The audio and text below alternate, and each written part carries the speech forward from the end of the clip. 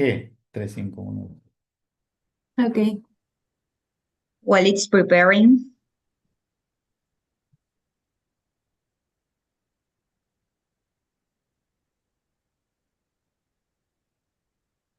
yes, we are on live now. Okay, thank you. So, welcome everybody. Thank you so much for accepting this invitation to the 6th edition of the Feeling Meeting. My name is Carla Enriquez, and this is an initiative of the Working Group 8 of Society and Emotions of the International Sociological Association. In this 6th edition, scholars from thematic group 2, Conflict, Transformation and Peace Building, and the Research Committee 47 about social class and social movement have joined this initiative to explore the relationship between emotion, activism, and collective action. I would like to thank to Adrian for inviting me to coordinate this meeting. In this occasion, I wanted to invite researchers who have developed stimulating research from a different perspective. The contribution of the panelists who are with us today highlight a subjective perspective in the study of emotions. So, for example, the research carried out by Daniela Jara of the University of Valparaiso in Chile, Igor Cvejic of the Institute of Philosophy and Social Theory in Belgrade, Jean Legov of the Center of Psychosociological Studies and Applied Research in Paris, and Adrián Scribano, Senior Research at CONICET in Buenos Aires, Argentina, are characterized by the importance of the experiences and changes that emotion brings in the subjectivity of individuals, for example, in the way of activists see themselves, how they perceive themselves, how they view their identities, how protests constitute political actions with a high emotional charge, and this charge impact people's life, their well-being, and their biographies.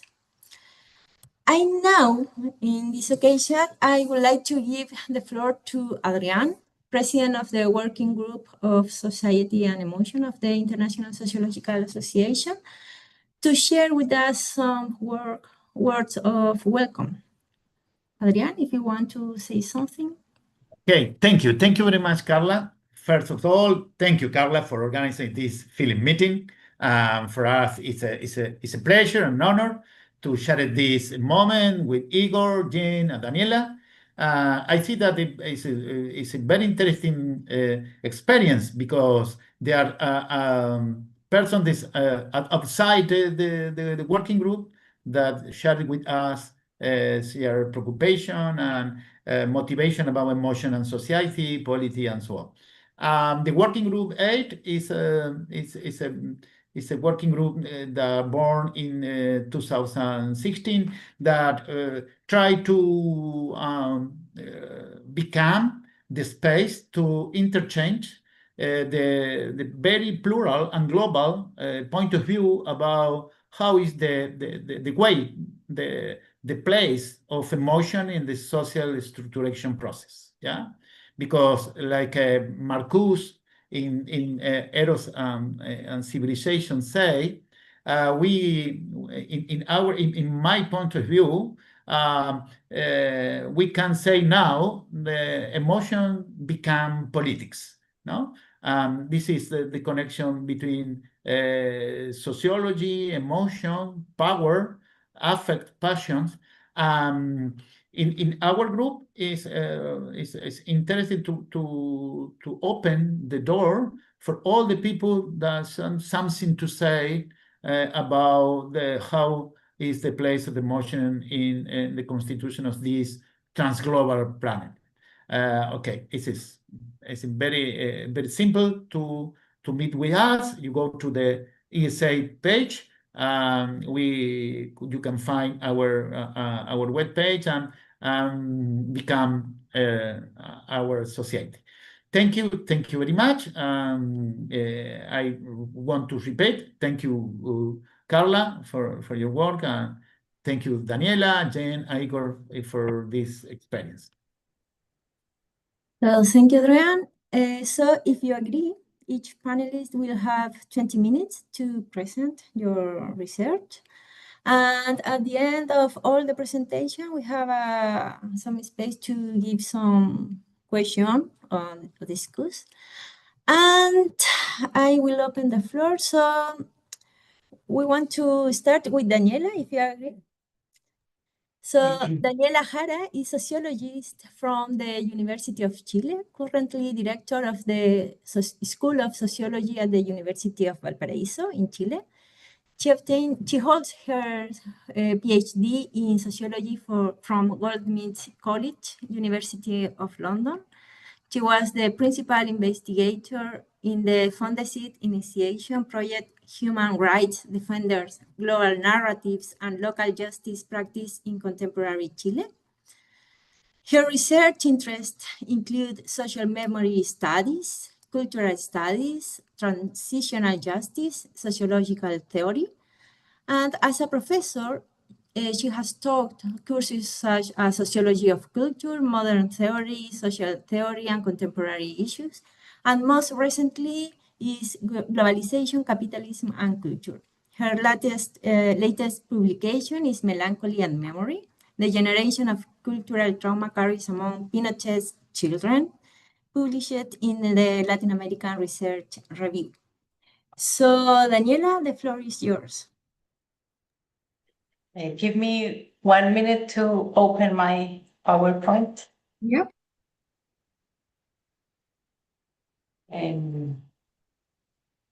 Am I sharing? Yes. Yeah, and yeah, it's working. Well, thank you very much for this invitation. Thank you for the group, Adrian, Carla, for inviting me to share these ideas today. Good morning. Sorry, but Ah? can you put your slide in the wider in PowerPoint? You can click in the where is I can see because it's too little for us, I think. I will try again. Mm-hmm.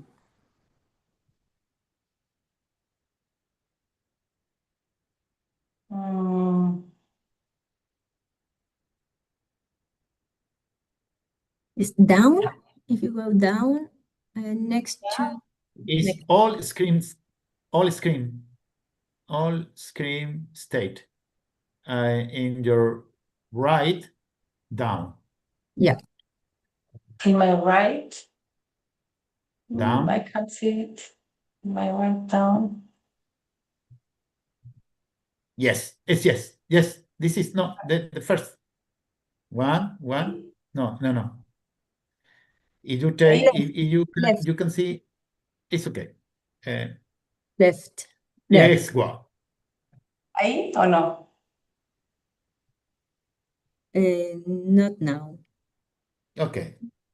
Maybe Carla send it to you. No, or maybe you can click next to 100% in the right. Maybe it works for us too. No. Little. It's okay. It's okay. It's okay. Up. I'm sorry. 120. I think 120. It's okay. It's okay. It's 130 now. Yes. Is it okay there? Yes, I think it works. Yeah, I'm sorry. I hope you can you see the slides? Yeah. Yeah, so good morning, good afternoon. I'm very happy to be here to be sharing some ideas and thoughts, and particularly research we recently published with my co-author Carolina Aguilera, who is also here.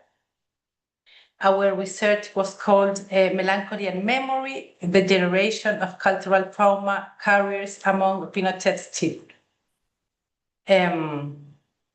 Our research delves into a critical period of Chilean history, the consequences of Pinochet's 17-year dictatorship. Specifically, we examine how the generation that grew up under this authoritarian regime processes or has processed the profound cultural trauma inherited from that era. This generation, now adults, has increasingly engaged in cultural production and activism to confront the legacies of terror. Crucially, our work positions itself within the growing academic interest in the dynamic movement memory nexus, as it was highlighted by scholars like Duffy and Zamponi. We specifically analyze how this generation activism embodies different forms of this nexus. It involves memories of movements, how the struggles of the previous generations are remembered, memory in movements, how these memories shape their own mobilization, and ultimately constitutes movements about memory, seeking to reshape and contend with dominant narratives of the past.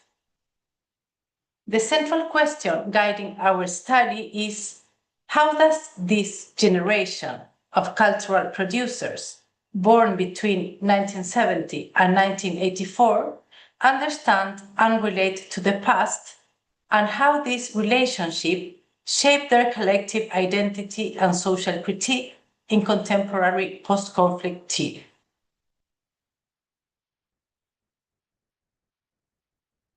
Our main argument that I will present today is that this generation exhibits a distinctive structure of feeling characterized by a melancholic intergenerational identification with the struggles of the preceding generation. We contend that this melancholy, far from leading to inaction, actively drives their social critique and memory work, significantly contributing to the processing of historical trauma and the shaping of current debates on justice and human rights in Chile, particularly between 2000 and 2020. To analyze this, we draw on two theoretical frameworks. Jeffrey Alexander's concept of cultural trauma and its carriers, and Raymond Williams' notion of structures of feeling, which allow us to foreground the affective dimensions of memory transmission in post-conflict society. In the next 20 minutes, I will introduce you the historical context, which is here, our theoretical approach, our empirical findings derived from the interviews with 37 Chilean cultural producers and memory activists, exploring how affect drives their engagement with a traumatic past and their activism in the present. So I will tell you very briefly about the historical context in which we are situated. So to understand the core of our research, it is essential to briefly place it within Chile's historical context. Between 1973 and 1990, Chile, the country, lived under a brutal military dictatorship marked by systematic repression, thousands of assassinations, disappearance, and torture. This period left a profoundly fragmented society and a legacy of terror that permeated all spheres.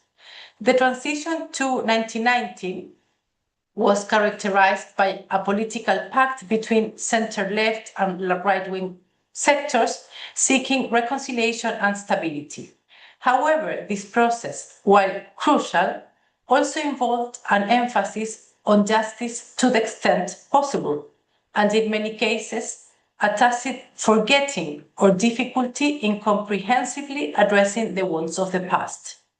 Early memory efforts, such as the Rettig Report, established unofficial narratives of events, but material justice and the public visibility of this trust were limited in the decade of the 1990s. It was from the 2000s onwards that we began to observe a significant change in the memorialization process. Various cultural works, including documentary, novels, memoirs, began to narrate the story of Pinochet's children, those Chileans who grew up in the shadow of the 1973 coup and the dictatorship that followed. Films such Antonia Rossi's El eco de las canciones or Macarena Aguiló's El edificio de los chilenos, along with literary works like Costa Magna's En voz baja or Zambra's Formas de volver a casa, offered intimate and reflective accounts of the experiences of the children of political prisoners, exiles, and the disappeared. This resurgence of memory was not merely a historical exercise. It coincided with important social mobilizations, such as the student protests of 2006 and 2011, which questioned, in general terms, neoliberal policies. These events opened up a space for broader critique and set the stage for the commemoration of the 40th anniversary of the coup in 2013 to have renewed significance. Within this framework, the human rights narrative expanded not only to remember the victims, but to question the social and economic model imposed during the dictatorship and perpetuated in democracy. It is in this context that our generation of study, the trauma carriers, enters and becomes active.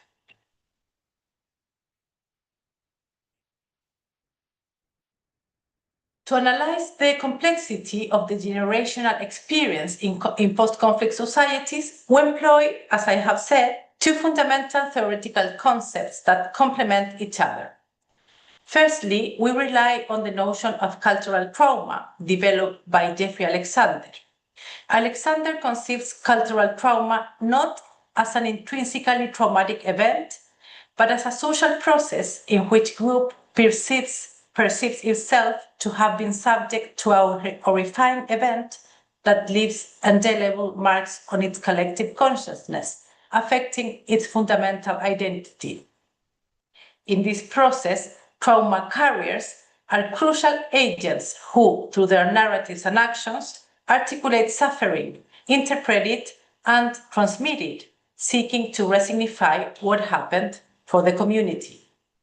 For us, Pinochet's children, who are cultural producers and memory activists, constitute these trauma carriers during that decade. However, Alexander's framework, while very powerful, often tends to emphasize interest and narratives, potentially overlooking the fundamental role of affects and emotions in the intergenerational transmission of memory. This is where we introduce our second key concept, Raymond Williams' structure of feeling. Williams developed this concept to understand how emergent forms of life and thought do not immediately crystallize into formal ideologies or institutions, but exist as lived feelings and thoughts that are both social and preconceptual. They are the shared affects and emotions that, without being explicitly learned, binds a community and are intrinsic to their culture. Williams initially applied it to the analysis of work of art in context of social change, and we now extend it to illuminate the affective dynamics underlying the transmission of cultural trauma. We propose that applying structures of feeling to the post-coup generation allows for a deeper understanding of how collective memories are transmitted and activated. By placing affective elements, particularly melancholy, at the center of our analysis, we demonstrate how these structures underpin the processing of cultural trauma.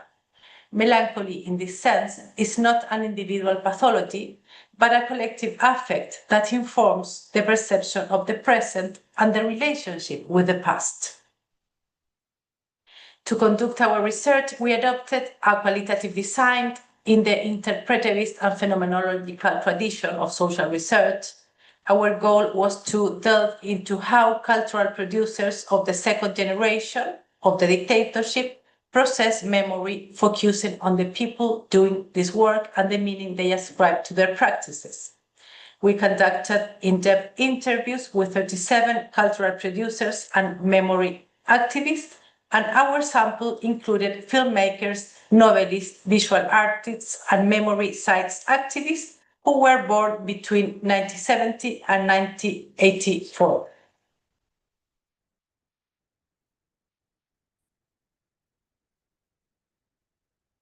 So I will share with you some key findings, and I will focus on the idea of melancholy as an intergenerational affect. Our main finding after these 37 interviews is that melancholy is the specific intergenerational affect underlying the structure of feeling of Pinochet's children. This melancholy, however, is not immobilizing, it is productive and critical. We observe a melancholic intergenerational identification with the struggles of the previous generation, the parents and grandparents who lived through and resisted the dictatorship. Our interviewees express a feeling of loss, not only for the traumatic events, but for a social and political project that was cut short. This melancholy manifests in two main ways. First, an admiration for the preceding generation. Interviewees, many of whom describe themselves as having grown up in depoliticized and individualistic society, look with respect at the political imagination and commitments of their preceding generation, whether in the context of the popular unity government or in the resistance to the dictatorship. They perceive in them a solidarity and a sense of community that they feel is absent in their own post-dictatorial generational experience. As one filmmaker said, I understood that many people had given their lives to end the dictatorship, and I understood that I owed them a debt. Second, this melancholy is rooted in the sense of having lost the opportunity to be part of that revolutionary or protest movement. They did not have the direct biographical experience of those battles, and they feel unable to directly fulfill that utopian project. It is important to note that this melancholy is experienced as both a private emotion and a collective feeling. While many describe it as personal, the similarities in their accounts and cultural productions show that it is a shared structure of feeling.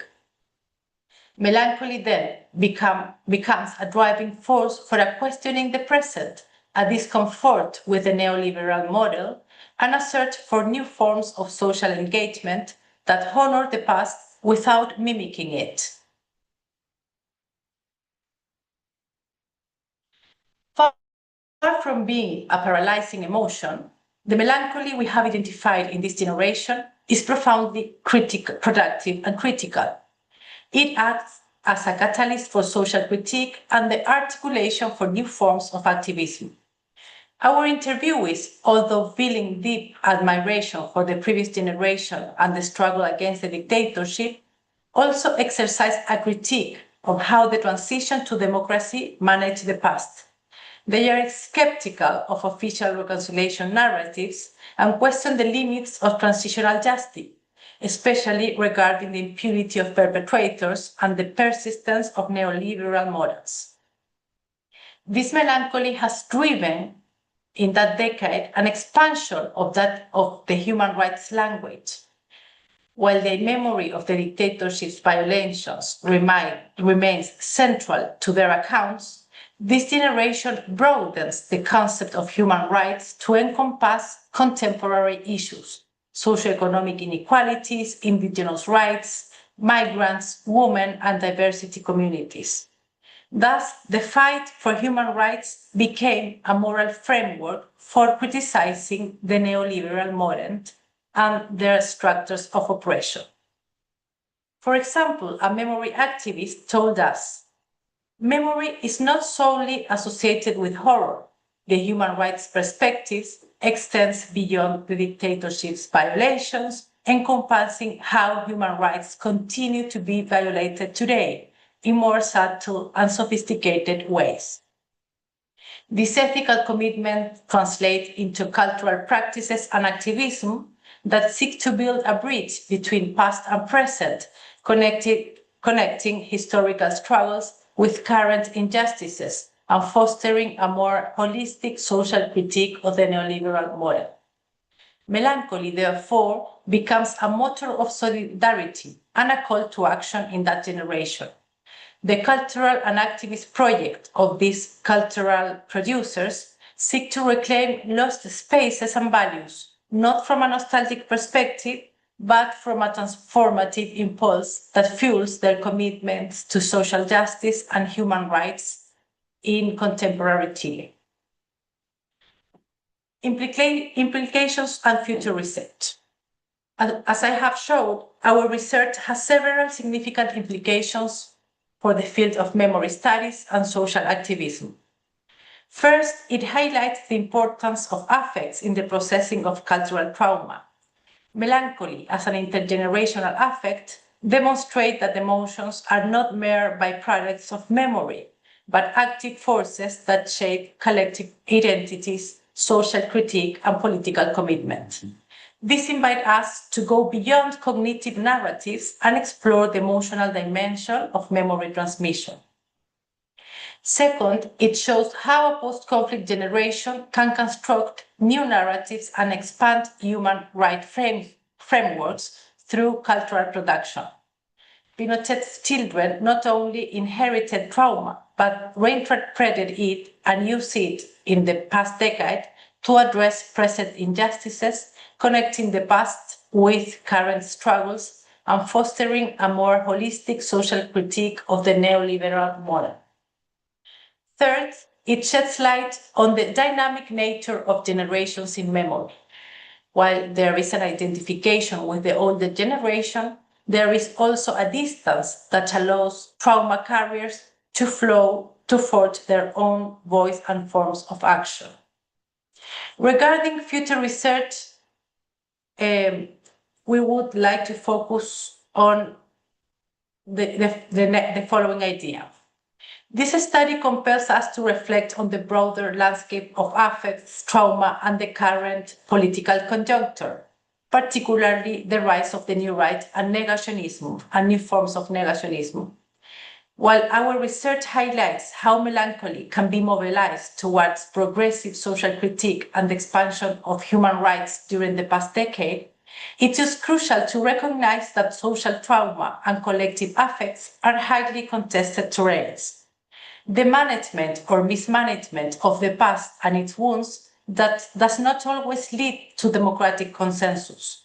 In contexts where certain aspects of trauma remain unprocessed or where alternative narratives, perhaps that of a glorious past or victims of another kind, do not find legitimate space, other affects such as resentment, anger, or fear can be capitalized upon by regressive political discourses or the now called cultural backlash. The ascent of the new right and negationism in many cases is fueled precisely by an instrumentalization of these unresolved affects or a selective reinterpretation of the past, offering simplistic solutions to historical complexities. This underscores the urgency of further investigating how affects are mobilized in diverse and often opposing ways in the post-trauma public sphere.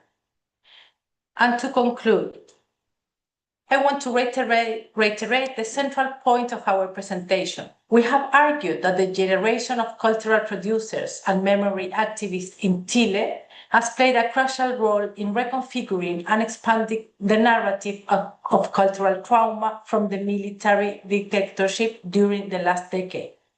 Their memory work between 2000 and 2020 is distinguished by a deep melancholic intergenerational identification with the struggles and projects of the preceding generation. This melancholy, far from being a burden or inaction, operated as a productive structure of feelings that fueled social critique of post-dictatorial Chile. It is a collective affect that drives them to connect the wounds of the past with the injustice of the present, expanding the language of human rights and forging new forms of activism and social commitment. By placing affect at the center of our analysis, we have been able to better understand how memory is transmitted, activated, and transformed into political form. Memory, to finish in this context, is not unresolved grief, but the source of a critical sensibility that allowed this generation not only to remember, but also to resist and propose alternative futures. Thank you very much for your attention. Thank you so much, Daniela, for this exciting presentation. I'm very happy to hear you because it was a research that you are doing when I was in Chile. So we move on to Igor. Yes? Igor Zvejic is a senior research fellow at the Institute for Philosophy and Social Theory at the University of Belgrade.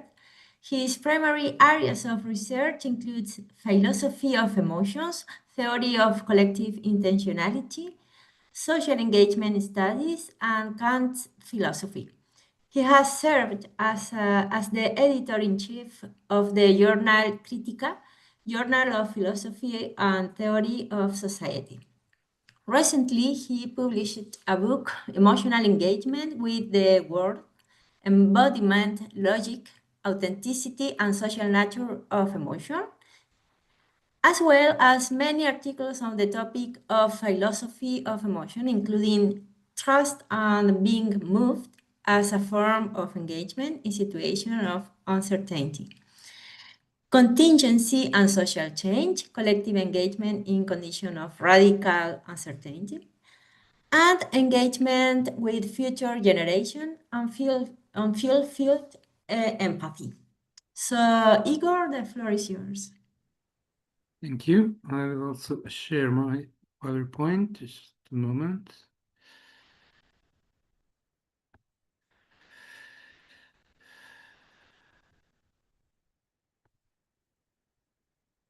So can you see it? Yes. Should I do?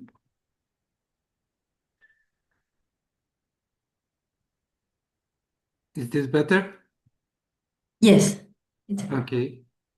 So I'm going to talk about the topic of emotional being moved, and particularly about the student movement in Serbia. I don't know how much are you familiar what's happening here. I will shortly introduce, and I have to say that I'm a bit in an uncomfortable position because my education is philosophical, theoretical, and work I'm doing is mostly theoretical. But because this is happening and happening in time we're working on this project, I will try to apply it on the student movement, but I'm not kind of empirical researcher, so it's a bit tricky. And I have to say that this is all the part of the research group I'm working on when we are trying to understand emancipatory potential in a situation of crisis where specific kind of collective groups are formed as reaction to crisis, usually with the importance of collective affects. And we have done it for some years, and now it is not specifically to the students' movement, but we find the student movement perfectly fit to what we wanted to say. So student movement in Serbia now is one of the probably biggest student movements in Europe after the 68.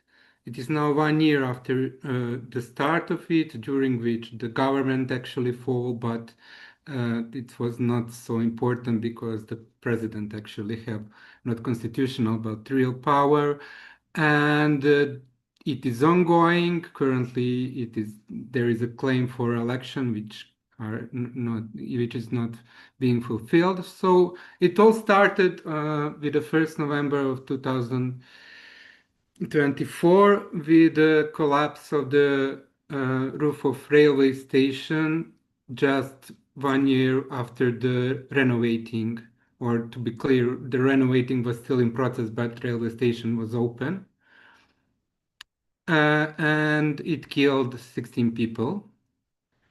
after which there was a strong initiative for actually the first claims are not about the change of government or any political action, but uh, about institutional action for those who are responsible and for all the documents about it to be open because there is strong suspicions that there are much corruption in it, and there is.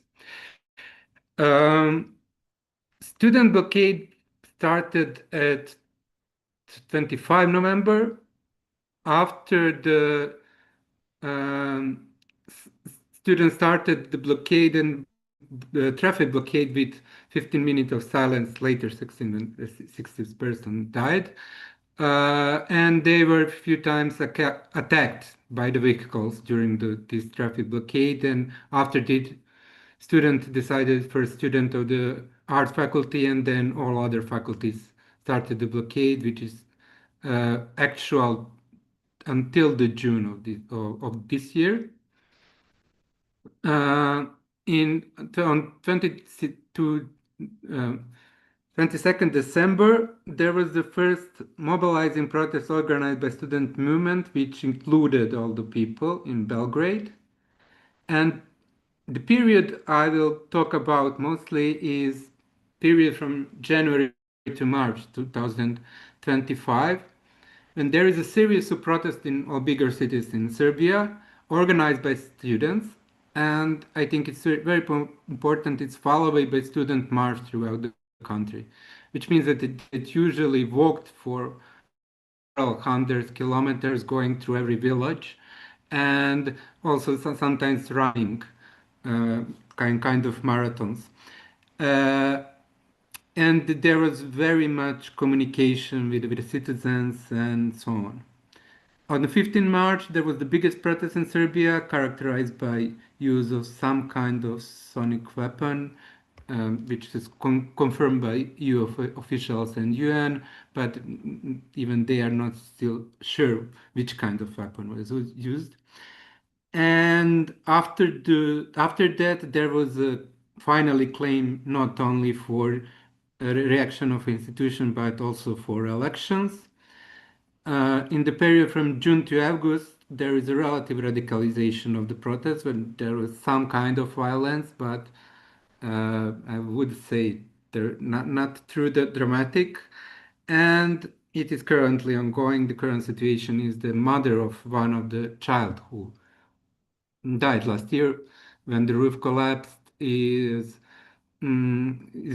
not eating, and it happened from day to day all the time. So, what is important about what I want to address, that there is a very widespread report of what's called positive crying, and usually in the literature actually described as emotion of being moved. And it was related to hope and belief in collective efficiency.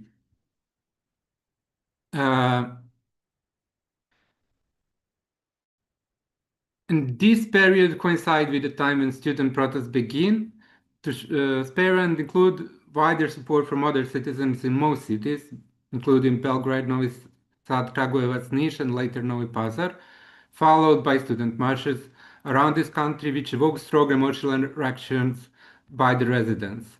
There are much, unfortunately, I found that it is not usual, probably because it is still kind of shaming, but there are not so many pictures of people actually crying, but there are many videos, including crying reactions to students coming to the villages or coming to the cities. And it is important to distinguish it from sadness and grief, because this traumatic event of people being killed evoke the protests themselves. There are a lot of crying even from the beginning, particularly during these 16 minutes of silence. But then something other happened after it, starting from this big mobilizing protest, which was related to positive crying. not actually articulating as grief or sadness, but articulating more as a new hope, as if good is finally winning the bad or evil, or as if the apathy is finally finished, and so on. So what I wanted to explain is first why about what I think about emotion or being moved, because in literature it's particularly new to articulate as a different emotion. So it's complex emotional experience characterized by a sense of deep emotional resonance or feeling of being affected in a profound way, commonly identified as a positive crying.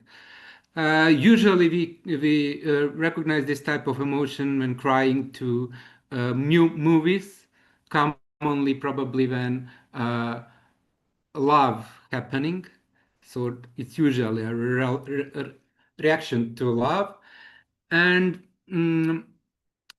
it's recently in literature articulated as a distinct type of emotion with unique formal object phenomenology, relation to action tendencies, and personal as well as social function.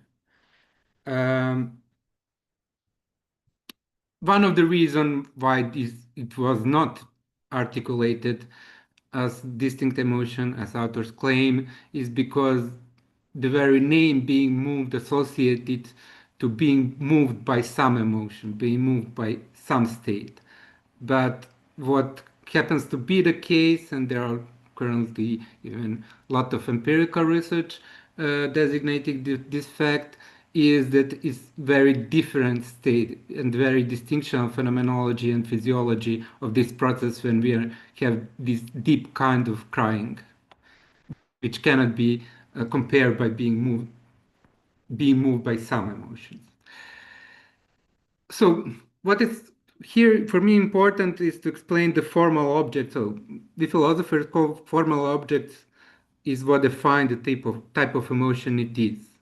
And it could be understood as a logical limitation of the types of object emotion can have, or as the evaluative property that we ascribe to the object of emotion.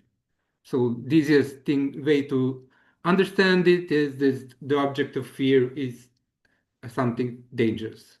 So if something is not dangerous, not perceived as dangerous, it will not be proper object of fear. So what's claimed by Kova and Diana is that formal object of being moved can be described as a certain positive value standing out. So what we feel when we feel emotion of being moved is that certain positive values are standing out. So for example, we are witnessing some heroic acts and we are feeling that certain values of justice or freedom are standing out. And it is usually perceivable in a negative framework. So when there is a crisis and where there is a loss of positive framework, so we see that justice is coming in injustice, or the freedom is coming when there is a situation of very much limitations, but it isn't necessarily related to a negative framework. So it's artistic way to present it is usually probably connected to a negative framework. One of the example is that we can have emotion of being moved by the situation of childbirth. And from this we concluded that situations that evoke the emotion of being moved are instances in which positive values are brought to the fore and manifest themselves in particularly salient way. So we speak about reactions to the situation in which positive values somehow stand out and brought to the fore. Regarding the function of the emotion of being moved, so claim Kova and Diana, because of these positive values standing out, which is emotionally really deeply and touching. So what they claim is that it is the reminder of the values that we hold most dear. In that sense, I call it a kind of meta-authentic emotion. It's not only that because of its depthness, experience of emotion of being moved is usually very authentic emotion. It can be easily falsified, but it is also that it's meta-authentic in terms that it is a reminder of the values we call most dear. And it has a function to reorganize one's hierarchy of values and priorities. So what we remember, in some way, remember when we are being moved is that values that we call the most dear and probably forget, or for some traumatic or non-traumatic reason cannot realize in our life. In social terms, what again Kova and Diana claimed is that emotional being will in a way reinforce attachment to the values such as generosity or friendship, but thus encourage the organism to continue to cooperate. But it also has the power to reinforce the links that tie a community together by signaling to its members the importance that a given individual attached to the most fundamental values sustaining that community. So they linked actually the social function of the emotion to the positive social values, but I think that even this how they are explained individual function of the emotion can be better applied to the social. And I previously claimed, it was even before student protests, that social function of emotion of being moved is that expresses the readiness to reorganize the hierarchy of values in the light of new circumstances of mutual dependency. And that's probably why the emotion of being moved is particularly important in a transformative situation, so situation of crisis when collective reaction is of importance, because by being moved we expressed even to the other in some evolutionary way, understandable that we are ready to reorganize our values in terms to react to the situation. In this way, it has significant motivational role in engagement or constituting shared values in the situation of crisis, and signals others one readiness to engage in this kind of sharing. Why this is important? It's particularly important when you have polarized reactions as in situation of crisis or in traumatized societies, also post-conflict societies. So it's important to be ready to engage in sharing rather than to have plurality of crises or different understanding of what's happening which cannot communicate it with one another.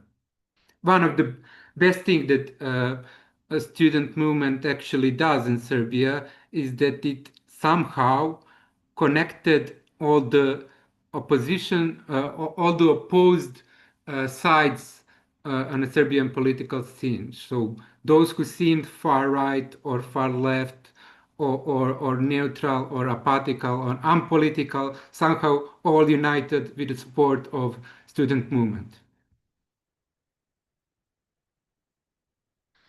So, from a philosophical perspective, I was interested in one, for me, challenging question, partly because of the narratives how emotion of being moved was explained in the media, but even by psychologists who reacted to it.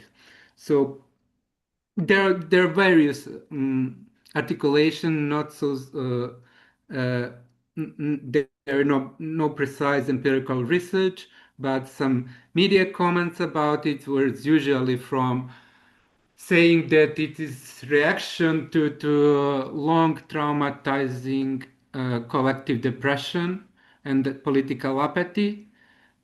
To further that it is, and here I put a picture from one media saying that it is collective psychological response, which brings the feeling of power and feeling that you can change something. And partly I agree to it, but partly I want to question, is it actually collective?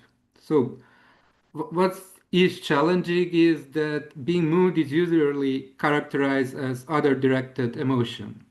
So to compare similar as a type of empathical concern. Also, it has social function. It is in pro-social in its tendencies. it should not be easily confused with a shared experience. So it's not that we are having collective emotion by being moved by some another. It is just that we have other directed emotion. We are being moved by some another or by witnessing some other situation and experiencing ourselves. But it could be also argued that, at least in a case of student protests in Serbia, that reaction to student is reaction to someone as part of us. Partly also there is the narrative that students are kind of children who are part of us. So it's part of us who are reacting, part of a group, or and in that sense that uh, response of this emotional response among supporters of the protest often designate a shared but still unarticulated affective background, which is connected with the students, potentially leading to a conclusion that we are taking part in the same talking experience. But what I would say, and I would simply apply philosophical understanding of shared emotion, and I think that emotion of being moved could be seen, could be individual experience, it could be shared, but it is important to understand what sharing presupposes. And usually it presupposes that these are criteria given by Leon Zanto and Zahavi, reciprocal author awareness, and this is exactly distinguishing uh, that other experience from my own experience, which made the difference between emotional contagion and shared experience. So it is enough, it is not enough that we all have the same experience. It is more important for shared experience that we recognize that we are having different experience and that other experience is not mine. Integration of this experience, and this means robust interconnection of individual experiences constituting new emotions and sours, and shift from me to the perspective, and self-other differentiation. And that means that awareness that others experience, for example, other experience of the values they hold most dearly, or others' experience of emotion of being moved is not identical, but rather uh, different than mine. This awareness is a condition how we can share experience, and not the uh, it is not something that made this sharing uh, worst, but it is something that enables it. To share experience means that I have to understand that your is not mine. So why is this important? So my conclusion would be that the case of emotion of being moved is not clear, even if it's widespread and even if all the persons have this emotion, is not clear sign that the sharedness is achieved. It depends on the criteria mentioned, and consequently, and politically important, without robust sharing, it doesn't mean that we experience it from the base of common shared values and shared evolutive perspective. Rather, it is something to be gained, and it is important, I think, to see emotion of being moved and happen on the protest. So something that exemplify readiness and action tendencies to do it.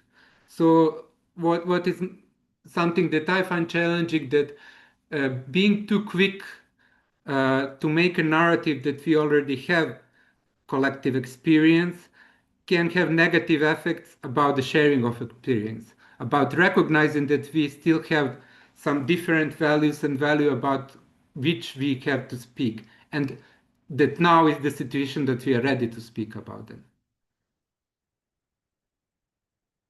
So I will try to move quickly what happened afterwards, and what literature said that happened afterwards, that when protested came to non-normative collective, so-called non-normative collective action, it is usually an anger phase, and that means that there's a disappointment in a peaceful means of protest.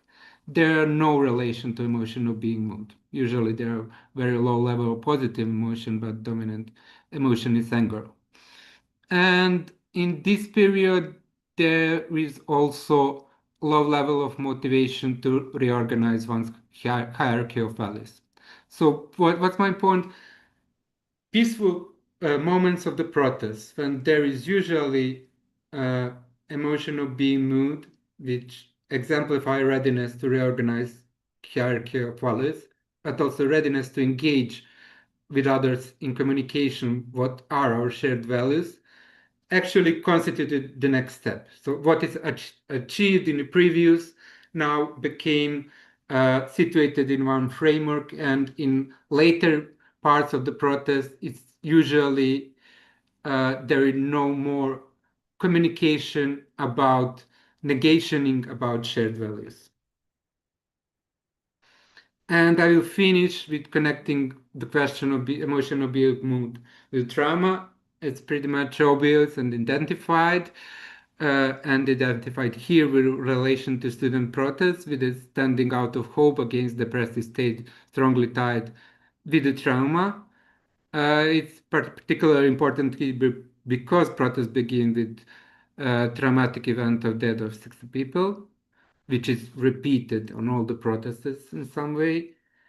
And the traumatic history of 90s, I presuppose all you are basically familiar about what happened ex-Yugoslavia and Serbia. It includes civil wars, existential crisis, the biggest inflation in history, if I remember well, a question of collective guilt, because partly Serbia was one of criticized for genocide in the civil wars, NATO bombing, and the revolution, which affects a revolution in 2000, which effects are perceived as unsuccessful. So the emotion of being moved sees a progressive possibility in trauma recovery. So to put a very simple picture, the place of emotion of being moved is when you should try to cry out your own situation, but you could not. You can probably watch the movies and try first to witness other situation and then cry out your own, and with a kind of positive feeling, because being moved is articulate as emotion that is connected with the sadness and melancholy, but it is actually positive emotion. So you are having rise of new hope is more dominant than any kind of melancholy that could be connected to it. So it may lead to appropriate self-compassionate grief, which may further lead to relevant anger toward past perpetrators and forgiveness to oneself. However, it should be noted that it's complicated and uncertain process rather than a moment of recovery and potential Pandora box. So there is strong potential of polarization and re-traumatization, transfers of power, which all happen with standing out of the attic full of stuff, which is being awaked when you awake your trauma experiences. And I will stop there, and thank you. Thank you so much, Igor. Thank you. Thank you. Very interesting, your presentation. Thank you, Igor. Very good. Thank you. So now we continue with Jean Le Goff. Yes. Jean is a psychosociologist affiliated to the Center of Psychosociological Studies and Applied Research in Paris, and holds a doctorate in sociology from Paris Cité University. He works in the fields of ecology and social action, supporting professionals in work situations, helping them to reflect on their activities and crises, and supporting their capacity for action and cooperation.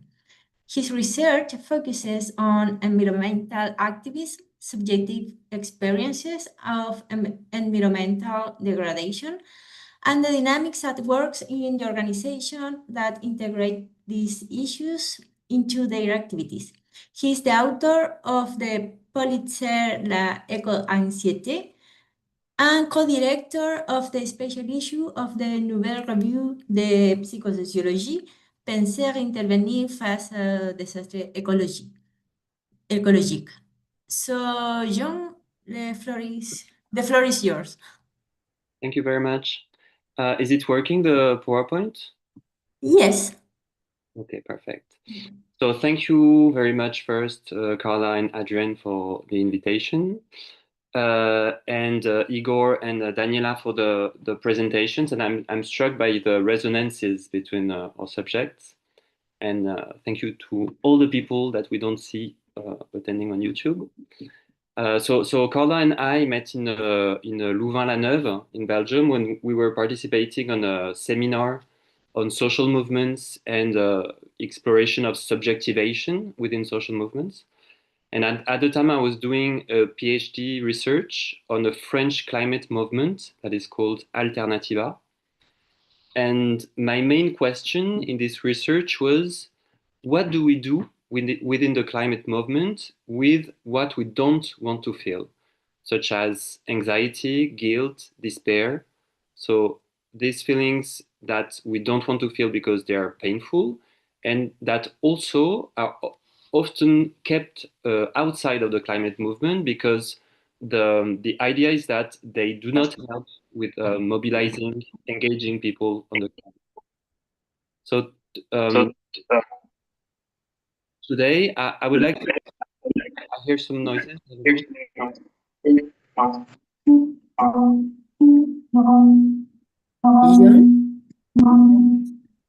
Can we close the other mic?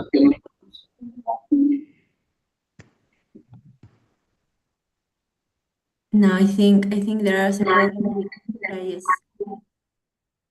Now, sorry, John. No problem. So I wanted to talk a bit about this research and also about the academic discipline that I chose for this research, that is clinical psychosociology. And a little bit also, I wanted to talk about what happened after I finished the research and about my ambivalent relationship with the word eco-anxiety that has since appeared to name my subject. And saying also to begin that the intention behind the research is really to identify and to develop resources to address what is overwhelming, like this overwhelming issue of climate change.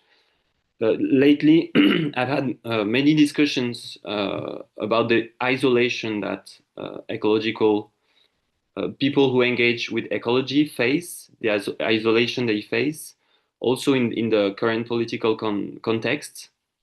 So we are 10 years after COP21, which set the target of plus 1.5 degrees of global change, and it should be already around the climate change that we are now. And there is also the whole context of a green backlash. So very strong, of course, with the Trump in the US and in the UK also. But also in France, we see the criminalization of ecological activists. So in this difficult context, what interests me is what resources can we draw from reflexivity? What can we learn from our attempts to understand how we experience climate change and climate action? And can it provide us with resources for thoughts and action? Okay. Sorry, I want to go to the next. Okay. So first, I want to explain a little bit where this research comes from. So it stems first from a very personal question. Between 2009 2011, I was studying in a political science master's on environment and sustainable development. And my experience was that I had a great class, I had very stimulating teachers, but there was one thing that we kept outside of our relationships, and it was how we were affected by all that we were learning, how it was affecting our sense of our identity, our relationships, what the jobs we wanted to do, etc. And this period, when I was doing my master's, it was also an important period for the climate movement. In 2009, there was the Copenhagen conference, or COP15, which was an important one. It was a time where climate was very, very strong in the newspaper. A lot of political leaders were having a lot of voluntary words on it. So it seemed that it was a favorable political context, much more than now. And yet the negotiation failed in establishing, constraining, I don't know if it's a good word in English, but a solid agreement. And for the climate movement, there was a very strong mobilization, and around the theme of this is the conference of the last chance. This is the last chance to act. So there was a very strong mobilization, but after that, the mobilization really went down, and a lot of NGOs considered that it was impossible to engage the general public on climate change, because what do you do after the last chance has failed? So after that, there was a time when the climate movement gained momentum again in France around 2013. And this is the moment I entered, also becoming an activist in the movement Alternatiba. And the movement's main idea was to engage the public by gathering and promoting solutions to climate change, to avoid demoralization. So that's an approach that I found interesting, but yet I also observed that there was an implicit rule about feelings, that difficult emotions were thought to lead to inaction on climate change.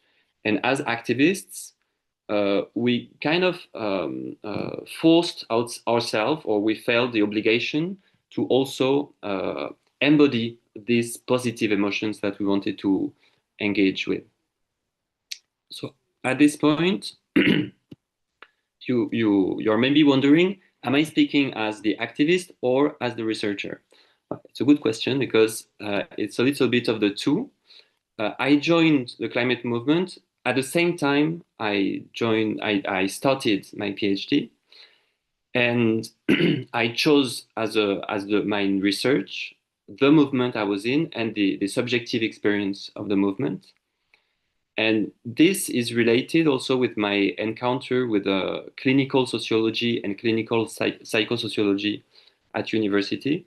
And I wanted to say a few words about these two closely related disciplines. So there are some differences between the two, but I'm leaving that aside for now, because these disciplines share an important idea, is that they reject the divide between psychology and sociology that's been so important in the foundation of these disciplines. And they try to take a little bit of both to understand situations. In France, it's a discipline, clinical psychosociology. It's a discipline that developed after World War II and initially outside of university. And from the outset, it's been concerned with the questions of democracy and of emancipation. And it drew influences from American social psychology, so action research of Kurt Lewin, for example, and also from Marxist and Freudian ideas. And the word clinical, it's used to describe the attempt to understand real situations in their complexity and to distinguish with experimental psychosociology, which uses quite different methods.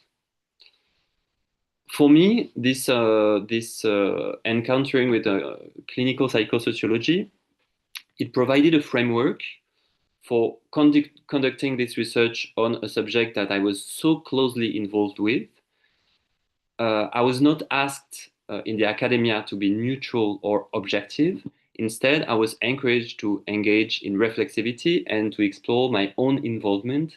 And we had 2 seminars, the classic research seminar and another seminar directly dedicated to this exploration. So before telling a bit about the outcome of the research, I want to clarify the question, a research question. So my aim was to explore the relationship between how we deal with difficult feelings and and activism. So and what we do as activists. So by what we do as activists, I mean all the reflections, the representations, the practices involved. So all the questions that we asked ourselves in the movement. So for example, should we target lifestyle changes or system changes? Should we promote alternatives or should we engage in a more conflictual action? Should we use fear or should we use hope to engage the general public? How should we organize? And the main idea of my research is that this is connected to how we process difficult feelings. So you see all the link that I hear with your 2 researches.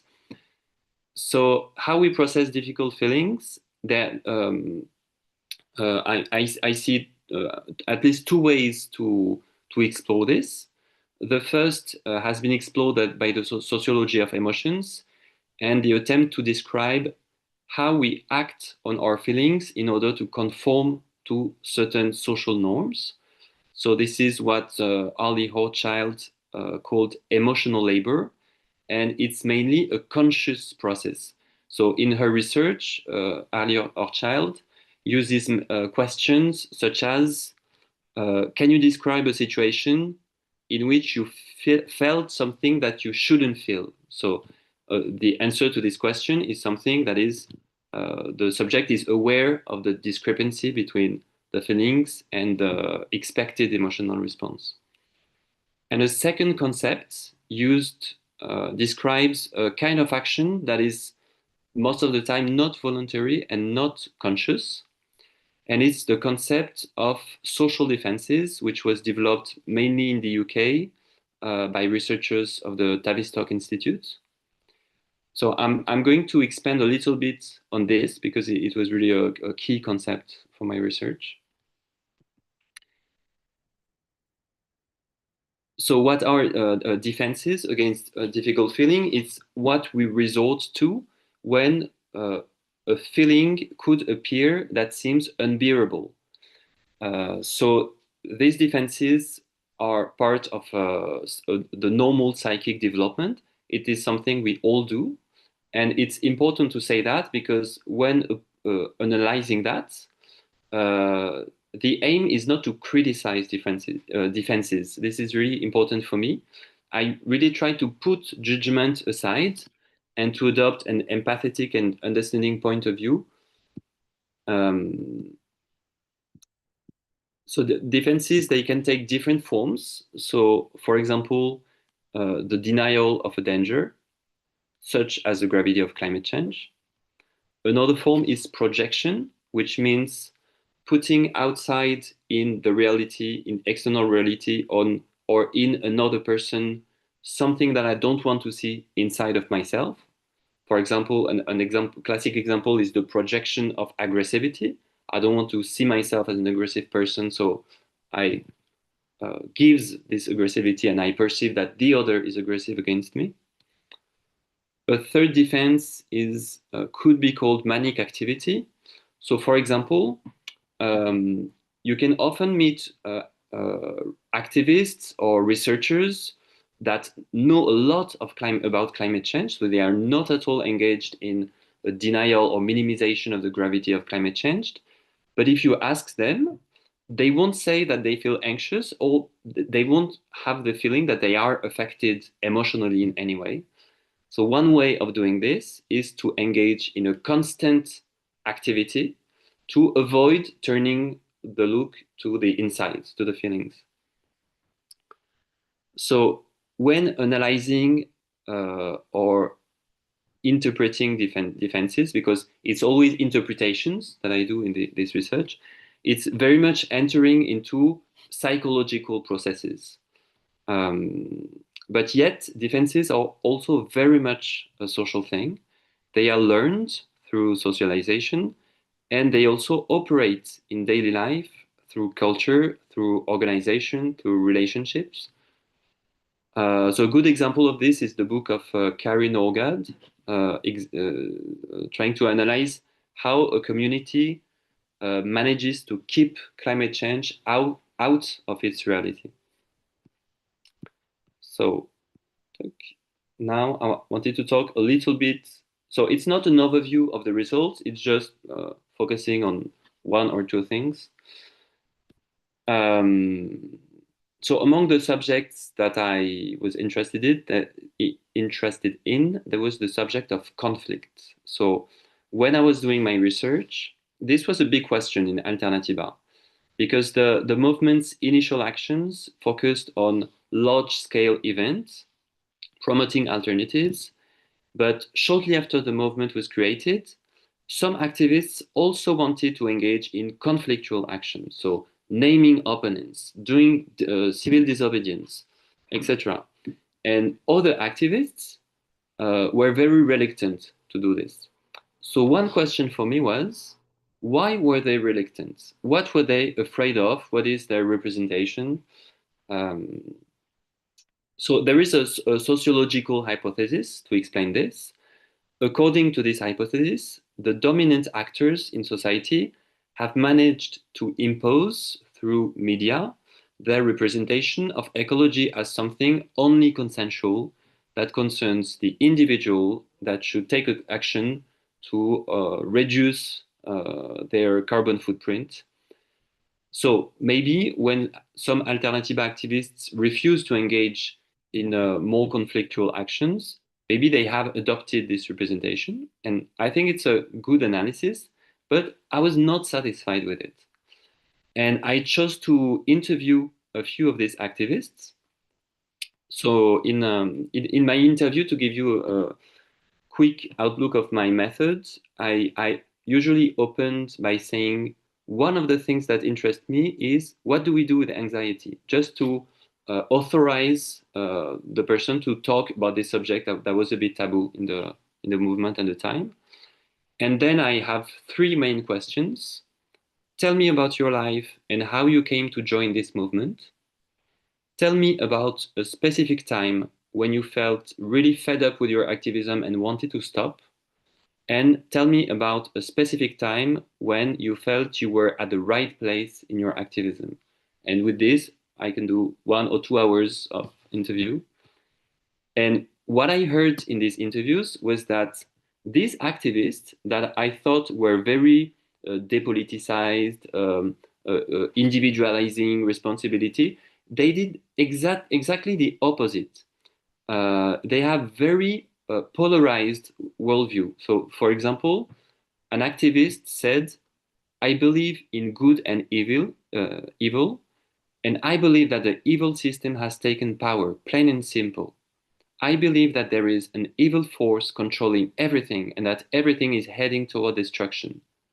A force of having." So in this representation, there is really the force of evil, the system, the media, the industries, etc., and the force of good, the ecologies, the alternatives. And my interpretation was that for these activists, this conflict is so strong that it cannot happen. It's too frightening. And then he has to deconflictualize to manage it. So his representation was that he believed very much in the theory of social tipping points. So he explained to me that when 10 or 15% of the population will adopt alternatives, then the system will change automatically. And it was as if there was a point, and after this, we win. So I saw it as a way to defend against conflict and a kind of way to fight the system without fighting it. So I'm going to be a little bit shorter on this. I'm not seeing this, sorry. So just to tell you a little bit of what happened after this research that I finished in 2020. Because what happened is that in France, I don't know if it also the case where you live, a new word appeared, and it came everywhere in the media, and it's the word eco-anxiety. So here you have the number of articles that show this word, and well, I don't have since after 2021, but it really became a widespread subject in society. And I had a very complicated relationship with this, because I was wondering, is the subject of subjectivity and is the kind of exploration that I think is useful and provides resources becoming more widespread in society? Is it a good word to enter the subject? Or is it another way to avoid subjectivity? And I think it can be a way to avoid subjectivity, because all the studies on eco-anxiety, it's very much instrumental worldviews. It's very much about measuring the number of people that are eco-anxious or are not, describing the symptoms, providing emotional management tools.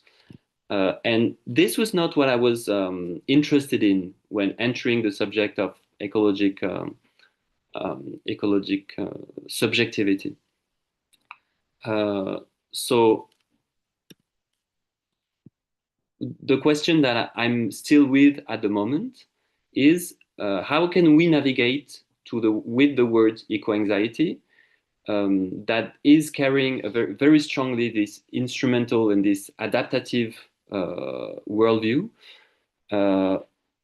but taking this concept more into exploring subjectivity and giving importance to the links with the political questions. And so it's still my question today. This year, there was the publication of a revised version of my thesis with the name Politiser l'éco-anxiété. So it means that I chose to took this word because I thought this is the word that is widespread in society. But so I want to take it and I want to take it somewhere else. And here you also have a little picture of me giving a presentation of this book. And what I observe is that in all the presentations I've done, it was also a time when we had very deep and I thought very meaningful conversations with people also sharing sometimes the despair that they felt in the current context. And when okay, so I've not written the end of my presentation, so I'm finding my words. So yes, the answer is that for me is that by holding very strongly to the fact that the exploration of subjectivity for me is a tool for political emancipation and collective power, then I can also talk with using this word. Okay, I'm gonna end here. Thank you very much. Thank you so much. Thank you. Thank you very much. Thank you. Thank you very much. Now Thank our last speaker, Adrián. Adrián Escribano holds a PhD from the University of Buenos Aires and Doctor of Honoris Causa from the National University of the Altiplano in Peru. He's a principal researcher for Argentina's National Council for Scientific Research, director of the Center of Sociological Research and Studies, and leads the program of studies of bodies, emotions, and society at the University of Buenos Aires. He's member of the International Network of Sociology of Sensibilities and the president of the Working Group on Society and Emotion of the International Sociological Association. He has also visiting various universities, for example, Cambridge, California, Sapienza, etc., etc., etc. So, Adrián, the floor is yours. You have 20 minutes and then 10 minutes of questions. Thank you. Okay. Okay. Thank you. Thank you very much, Carla. Oh, I have a very hard work because all the talk were wonderful talk. Thank you for your talks. I inspire in your talks. I think that the resonance on my talk is very important in this case. I want to present you. Okay. Please tell me if you can see. Yes. Yes, and Mhm. now, yes, Yes. yes. Okay.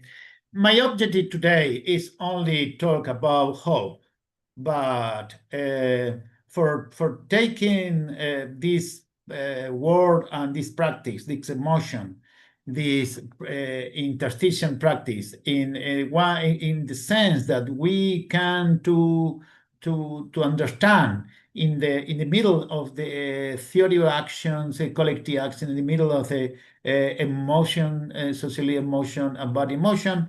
I want to present you this thought that emotion and collective action for experience in Latin America. We can say that the first tip. This first tip is very long talk. I think that I synthesize some parts of this: the political sensibility first, then the matrix of conflict and love, the poverty and ecology, the redefinition of modalities of collective action, and another basis for the broader practice of basis for the common life in the construction of hope. I use two concepts, political sensibility and emotional ecology.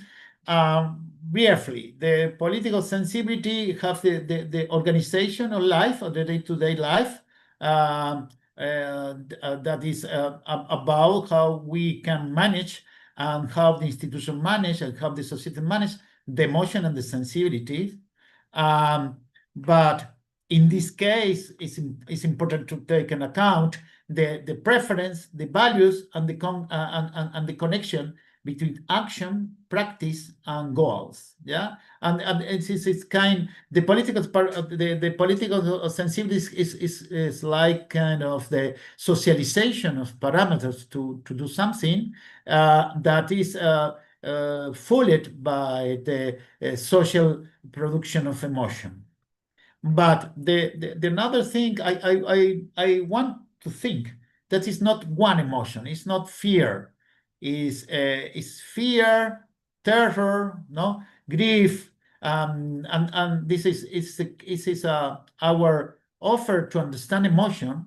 Is the first step is understand the process of emotion, the movement, the flow, no, of emotion, like a part of the ecology, no, like the family words, no, there is the pain, this is the suffering, this is the terror, no, and if you apply this in the culture context, is one meaning. If you apply this in another culture, is another meaning. Yeah, because emotion like are practice, the practice that transform the world. If you see the tiger, you might say, okay, it's fear, yeah, but in not all the culture, you see the tiger, you produce fear, but it's not real fear. It's the fear with terror. Terror is the suffering okay, you understand me? It's a emotion is a collective, individual practice that transforms the world. There are many connections with the biography. No, it's a body that the graph is a narrative in our bodies, but and then emotional that's something that construct the social response and the social elaboration to institutions, persons, social practice. Okay, it's a very synthesis about that, but all of this information that I show you for right at the last part, that is my objective, is about is constructed about the information buttons reset in Argentina from 2004 to 2000 and the present, for mixed method, the creative expression encounter, the creative experience, surveys, and interview. Okay, I want to show you that if you see the decades, 70, 80, 19, the last century, you can approach, especially in Argentina and so on, maybe with difference with Uruguay, Brazil, and Chile. But if you can see more in detail, you can see the agreement as a disagreement. But we have the political sensibility of violence, the post-frozen violence, the sensibility, and the objective sensibility. What meaning this? If you take this chart, you can find out the central vestige, the central feature of this political sensibility. But it's important, Daniela says something about that, how if the agent that produce the part of this kind of political sensibility. And it's another thing that the political sensibility change in the connection with two matrix, the type of conflict and the matrix of the claim. Yeah, and this evolution you can see in the time, because emotion are practice that transform the world in the time and space, especially when this emotion show us how is the constitution and the stress structuration of the social and of the social structure. If you see here in the matrix of claim, tenure and class demands, citizen rights, social and economical proper rights, yeah, you can see another kaleidoscope, another view, and you can associate uncertainty, segregation, and self-management. Yeah, ask yourself how I feel with this. If you want this question, how I feel does this, no? In the 70, in the 80, in the 90, you can find this, yeah? The 1000 is the cemetery that uncertainty, segregation, and self-management, the bureaucratization of social inconsistency and hungry starvation, the racialization of segregation and resignation on the long term. We construct with this some kind of socialist frustration. Yeah, we starting with we're looking for that, because in the beginning we have the very clear question. In 2001, in Argentina was the very huge crisis. This very huge crisis in Argentina allow us to make this question: how is possible to maintain or construct the new force for collective action and social force? Yeah, in basis of this construction, we understand that the steep this travesty go to sociology of frustration in these acts that you say. We note that displacement from the post-industrial religion to the neo-colonial religion, yeah, and this displacement we take in account to put in light some kind of the new part of our research is the 2000, 2010 to 2020. They are changing the very important change that we arrive to fragmented sensibility, to melancholic and nostalgic, because all of you talk about that, yeah, about the place of the nostalgic and melancholic sensibility in these first parts of this century. This is important for us. you can see the different the transformation at different actors, the different matrix of claim, at the different conflicts, no? In another part of our research, we elaborate this kind of matrix about the emotion, dispute, and trust, because I want to say now, for connection this history, because it's a history, no? It's a movement, it's the flow of emotion through this sensibility. But when you see this flow from the love, from the common practice, you can see another point of view. And we construct this kind of the political sense, a collective practice, yeah? When you can show how the sensibility allow us to think in another practice, in another feelings, in another emotion, because we have the lot of social practice, common practice, collective action that from different countries, Brazil, Uruguay, Argentina, Chile, and so on. For another part of this history, we take the last 2 years, 2023 and 24. We carry out the survey in Latin America and ask for militant and intellectual intellectual collective action about ecology. How is the connection between emotion, poverty, and climate crisis? I want to show this chart because we can understand something that all of you ask, if we can make a comprehensive scene about that where come from fear. We say the fear come from sadness, impotence, and indignation. Yeah, in this way we can understand the another thing. This, when we ask at these people that all these people are militant, all these people are intellectual and militant.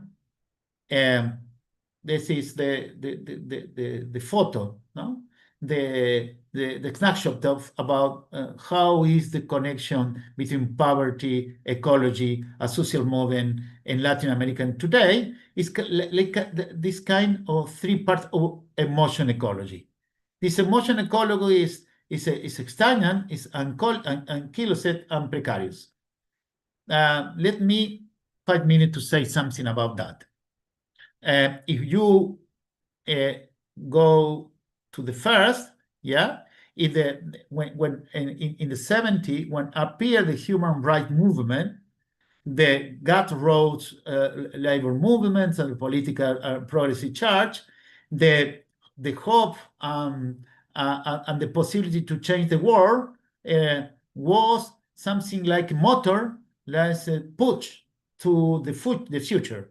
This is a discussion about future. This is the discussion about the process. I say you, in this moment, we can understand something about this charge. It's not about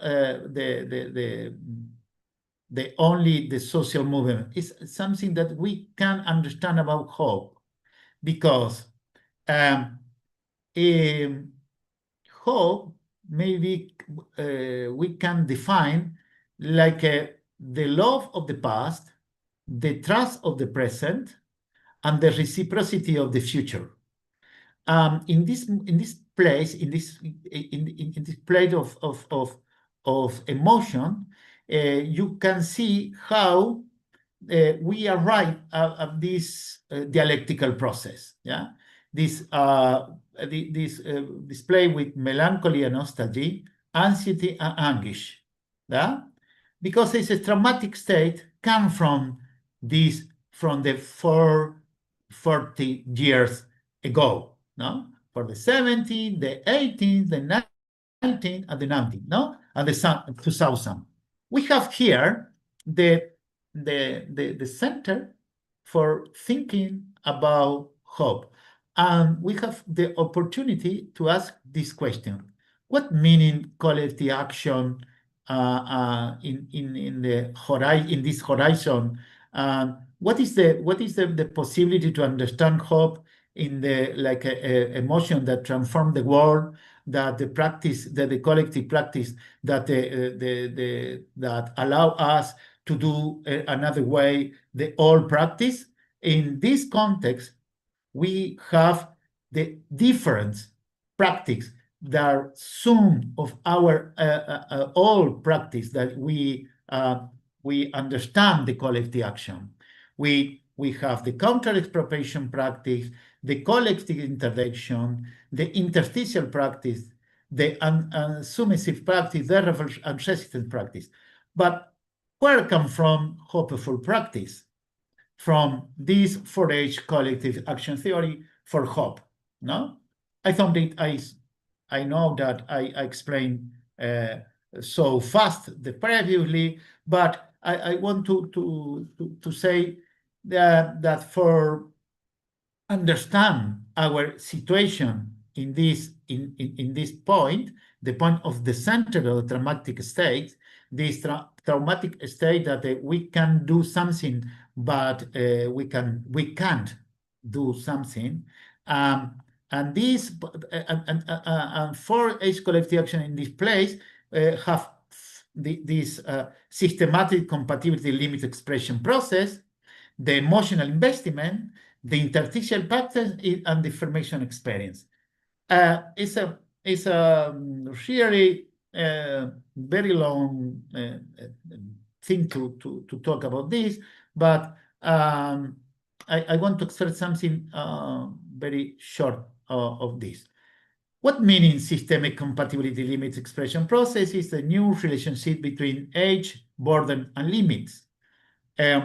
Hope we produce hopeful fraud if we're thinking about what is the age, what is the border, what is the limit of the system. The limit of the system, where come from the limit of the system? Who underline the limit of the system? How is possible to realize the emotional system?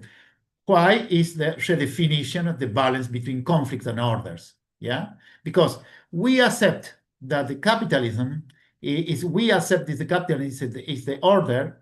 We accept that the conflict is in the capital system.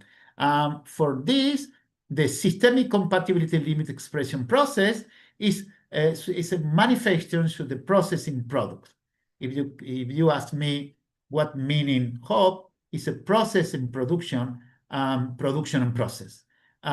In this way, we go to emotional investment, like the rediscovery of the possibility of other sensibility. If you see the political sensibility flow in the decades, in the time, but it's not for forever. It's not for everlasting. It's not for eternity. Rediscovering the possibility of the other sensibility is about the reconnection between geometry of bodies and practice of feeling. What means geometry and bodies?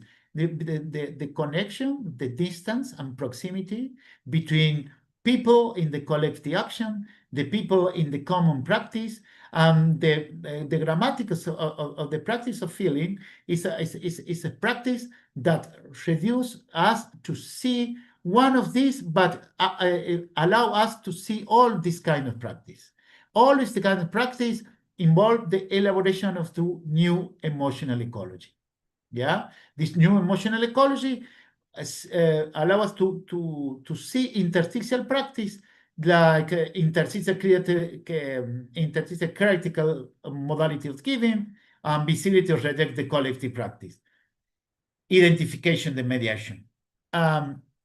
Okay, if you ask me about all of this, I send three things, very short things.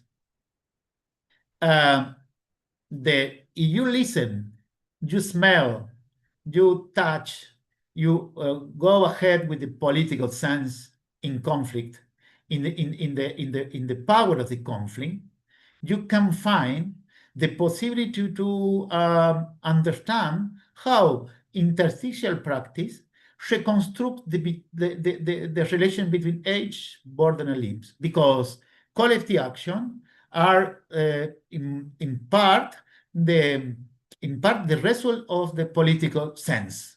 If you want to reconstruct the sense of the world, you must to open the door to our sensing in the shared way, and the collective practice. Second, the new practice of the feeling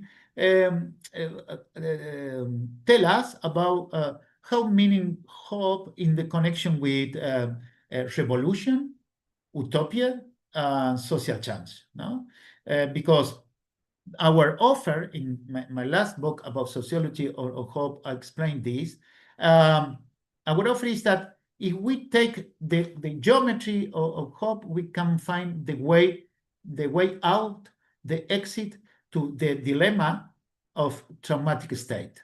How we can find out this way? We can find this way for the construction of the parts of the way to understand that we need allow us the possibility to go to political sense, to political listen. We say in another text that the first tip for collective action and social science is the political listen. If you start your research for listen, you start to construct the collective action. Listen is a first thing that we must to do. We understand the others. We can do with others something. This political sensibility or listen is political touch. We can the proximity with another. We construct another. Hope is discover that another we construct the we. The we is not only the construction of something like between the amount of people. We is the construct about the others, like the possibility to recognition of my position and the position in another's in one geometry, a body, and emotion that allow us to construct the new world.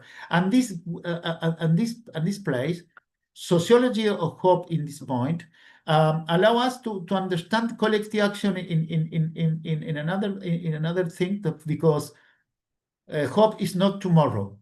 Hope is now, that come from the past, it construct for the future.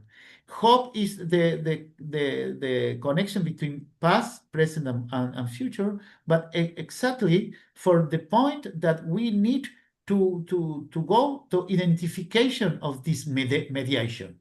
What meaning mediation? With the crossing between expectative, between emotion, between feelings in the politics of sensibility. In this way. We are on the time. If you can close your... Thank you. For finish, I want to present you these women, Prudencia Ayala, the Salvadoreñan Prudencia Ayala, the 18th century, that is the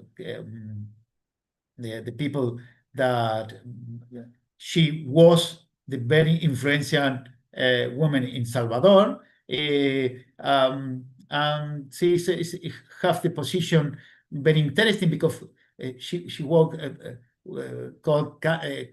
for the president in the Salvador when the Salvador Constitution never possibility days. In one of these she texts wrote this. I think that I can emphasize to two things of them. He said, knowing is power, is winning. Moving is life. No, because then she say, yeah, we want to emphasize to attack the law is to destroy the society. Wisdom and justice destroy the selfishness, slavery, and ignorance. Like Martí, like Pablo Freire, like Falsborda, no, our Latin American theorists, 1 century ago, 2 centuries ago, Prudencia say us something very important. If you want to go ahead with consult another kind of society, we need destroy the selfish, the slavery, and the ignorance. Yeah. Thank you very much. Thank you, Adrian, for your presentation. Very exciting. So now we have some, I think, 5-10 minutes maximum for questions. We don't have questions on YouTube yet, but I don't know if you have any question. If not, I have one for you. So I have a question about, because we are working with some colleagues about the experience of the researchers, the scholars that works in the fields of emotions. Because from my point of view, it's very important to know about the positionality and subjectivity of the researchers when they do the research. I'm going to put an example. For example, when I did my research in the estallido, the social movement in Chile, I was very implicated in the social movement.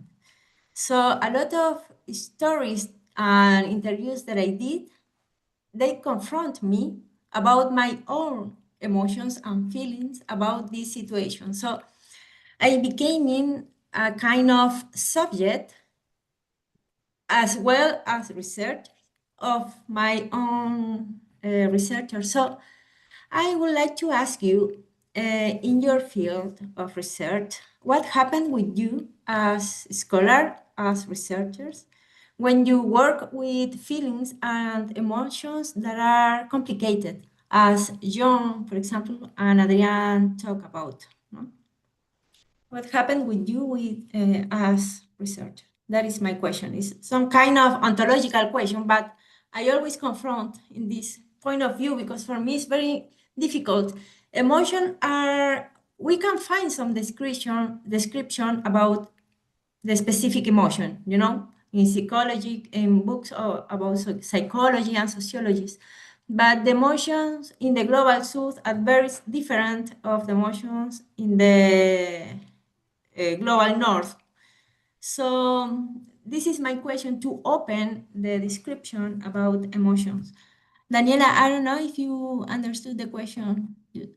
If not, yes, okay, thank you.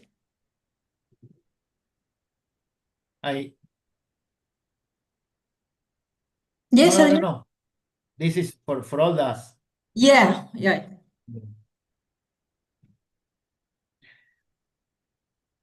So I don't know, maybe Daniela, you can start because, or Igor, John, Adrian. Okay, for me, it's a very interesting question because I want to explain something a little about that. I always impacted for the emotion and others because my emotion in the observation of shared with another the situation, the connection with this is not like an observer. I am the part of the process. In this process, I share it with others the horizon of to see something. This horizon impact in my feeling. I am the thinking, feeling body. Mm-hmm. Yes, thank you. I don't know if Igor, Daniela, or John want to say something. Can try to say a few words. Well, well, I really like your question. I also think that it's very important for our research, and that it also fuels the research. But there can be for researchers, it can be maybe in some fields more than some others, but a bit frightening to dive into this question, because it also means showing ourselves in a way that maybe we're not used to. But I really believe that when we have the good frames and the good colleagues and the good groups to explore this, it really adds something. And so there would be lots of things to say on this question, but what I was thinking about now was how I often switch between, or I'm really fed up working on this subject and on anxiety and on this uh, down subject, and I have times like this. And at other times, I really catch back this idea of, although this is a very important subject to talk about and to elaborate more in this time. So it's kind of this switch that maybe also activists and other people go through. Mhm. Oh, thank you so much, Jun. Yes, Igor. Okay. You know, from philosophical perspective, it is probably a bit different because you're committed entirely to theoretical explanation, and then it could be tricky. But I could say, particularly probably regarding your question about the difference between south and north and east and all of that, and center and periphery and semi-periphery and the other things.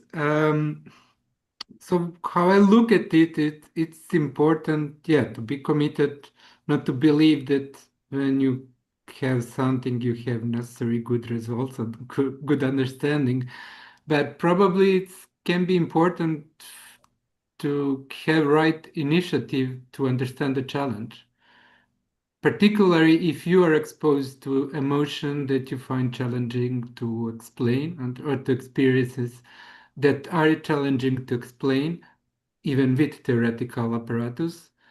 And yeah, it's challenging to stay committed to be objective, let's say. But I think particularly given that the experiences on in different countries can be very different, it's important that you can recognize sometimes moment when what you should start as for example as a role of introspection. So you probably should not do good psychological research based on introspection, but introspection can somewhat be good way to understand where you should start with your empirical research. That's it. Yeah, thank you, Igor. God, it's a difficult question. I think there is, in my case, I only have a practical experience on this. I think I have found some fields like fieldworks where I have been able to bring my emotion, and with it has become like a side of reflexivity. For instance, when I'm doing like activist research or speaking with memory activists or human rights defenders or indigenous communities, I don't know. It's like we work with emotions. But I have also done a lot of research on perpetrators of human rights or the backlash to the social estallido social in Chile. And in that cases, it has been more difficult for me in an ethical sense to bring emotion to the field. So I have been like aware of my emotions, but in that kind of situations, I have experienced a lot of questions like, what is justice for my interviewee? What do I have to do with what I am feeling, and also to what extent I recognize the feeling of the other. So it's like a very difficult position, I think. So it's like my practical solution is that I bring my emotions and also they are part of my field work when I feel identified in some way. But I also try to have epistemic awareness of that identification that is going on. And when I feel more distance, like intellectually or ethical to my research object, I try to work with history. I think that's my medium for reflexivity. It's difficult. I don't know, how do you do? Thank you so much, Daniela. I think we are on time. Adrian, do you want to say something? No, I think that we have 5 minutes or 10 minutes. Not. I want to say you that we have more time if the people have time. Yes, Because- I don't know if you have any question. This is the... Yeah. I don't know if we have any question in YouTube. No, not yet. No. Okay. Okay. So- I want to say something that for me is important thing in this talk. Daniela said this traumatic process have this not only negative result, yeah, because melancholic is a positive result. Igor talk about the positive crying, yeah. Jan talk about the possibility to conduce the deep dialogue about the eco-anxiety. Yeah, if you take this, you have the strong possibility to understand that traumatic situation today is not about the diagnosis. It's about how we go to ahead. How is the future? It's not about the diagnosis. No, all for us. It's about how we go without the planet, because the planet, we destroy the planet. We destroy the trust between people. We destroy the self confidence in the people. I say all of us in one way or another talk about the possibility, not about the negativity. If you take the TV of the network, the social network, you see only the negativity. Yeah, but we have the possibility to think in another things, in another way. Yeah, Igor says in part of the talk, it's not right, it's not left, it's not the center, it's another. Yes, it's another.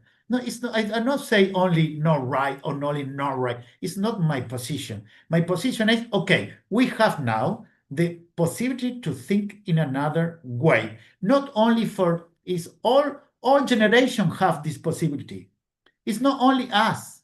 It's the ontology to change, because all the human beings are constructed for change, because we are change in the real. As the real, we are the change. In this way, I want to say thanks to the presentation, because all of these in part allow us to imagine the new kind of hope. Hope is the possibility to write our self script. The person of the hope is the author. It's not only the subject. It's the author that can put the script and do with this script and other things. Yeah, I think that this is the point of contact with these talks. Thanks. Yes, this is a very important point of view, I think. Yeah. So I don't know if there are any reactions, or I don't want to spend more time because I know you need to go to other issues now. So I would like to, yes, Igor, sorry. If we have more time, I just have comment probably from Jean. I don't know if you 2 years ago I listened to Jan Slaby talking about concept of fun feeling used about the crisis, and also connected with it with habit of affluence related to capitalist model society, and probably it would be just in line with what you are talking about, but also trying to incorporate that the very way of how we are living economically is correlated with the way we are being affected or not affected with the ecological crisis. So just more comment. So sorry, can you repeat so I just understand well the concept of unfeeling? Yeah, Jan Slaby is the author. I can send you if it. Yeah, I'd be interested. Thank you. Well, good. Well, thank you so much again Thank you.